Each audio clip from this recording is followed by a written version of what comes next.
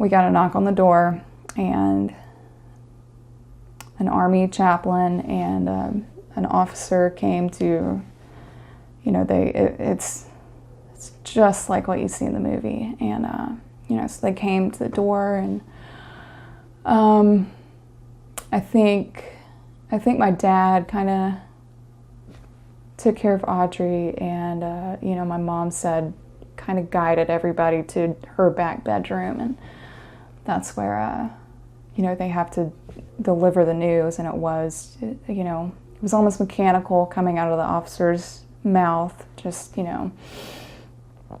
that he had... What was that for you? What was happening in you as these words were spoken, just as you thought of the movie script? And you're cast in a world that you never auditioned for? It was chaos. I just remember falling to my knees and like being by my mom's bed and trying to hold onto the bed, and he did say they assumed it was suicide by a gunshot wound, and then I think my mom was crying too, and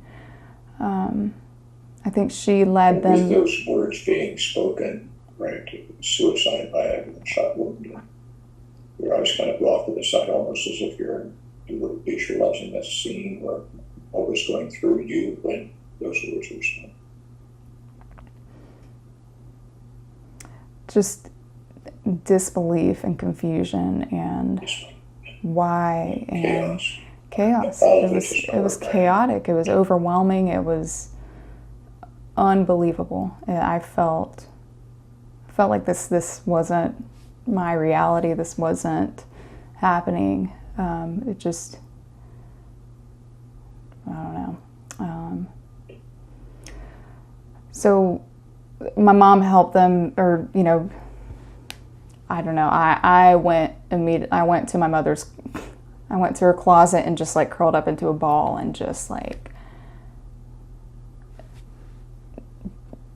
just broke down.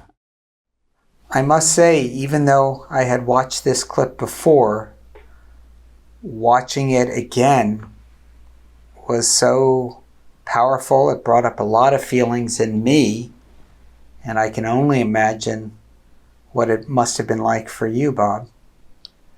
Well, I think you do imagine that pretty accurately, Victor, and I think that it's a useful thing that it does arouse emotion in us. Optimal therapeutic distance implies that we're close enough to the client to feel some version of their pain or distress, but far enough away from them to recognize that it is their pain and not our own. And so I do feel that, and I actually make a remark about that I myself am having a hard time breathing through the story. I find that my breath is very shallow in my body.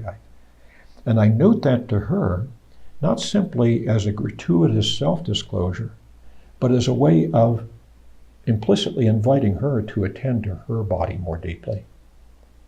As she does so, as she alternates between her own embodied emotion in this horrific scene, and that's the internal narrative once more, and the external narrative of what's happening, including the attempt to intervene to understand what has transpired on the part of many people in the Army and so on, and also the help that she's receiving on the part of her mother and father, really wrapping their hearts and minds around her in this vulnerable time.